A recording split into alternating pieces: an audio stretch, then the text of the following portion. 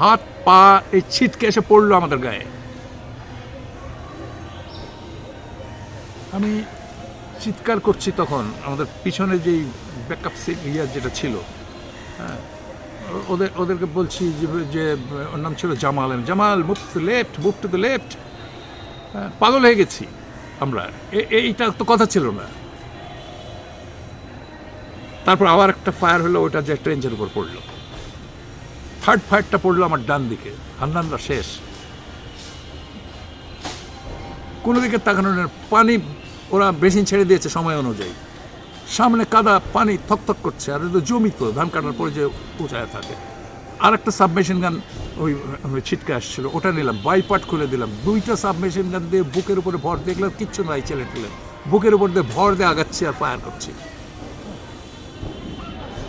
এরপরে আমরা এক সময় ট্রেন ওইটার কাছে পৌঁছালাম, যারা বেঁচেছিলাম তারা, আমরা এই 12টা ইয়ে ঢোকাতে পেরেছি, পানি এবং পেট্রোল। তারপর গ্রেনেড থ্রো করলাম,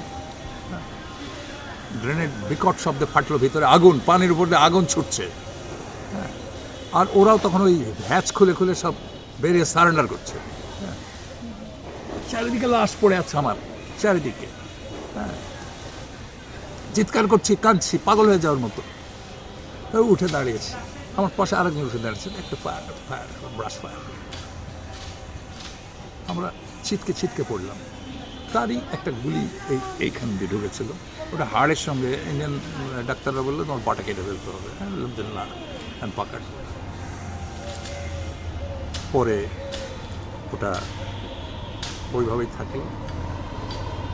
এরপরে বিদেশে যে ওই গুলিটা ওরাও বার করতে পারলো না, ওটাকে ইনঅ্যাক্টিভ করে দিল। তাহলে বললো যে তুমি যদি বেশি দিন বাঁচো তোমার একটু কষ্ট হবে। তো এখন আমার কষ্ট হয়, মাঝে মাঝে পেন হয়। ওই বুলেটটা এখনো আছে? হ্যাঁ, ওইভাবে আছে, হাড় চারিদিক দিয়ে, হাড়ের মধ্যে বেশ সুন্দর বেশ হয়ে আছে।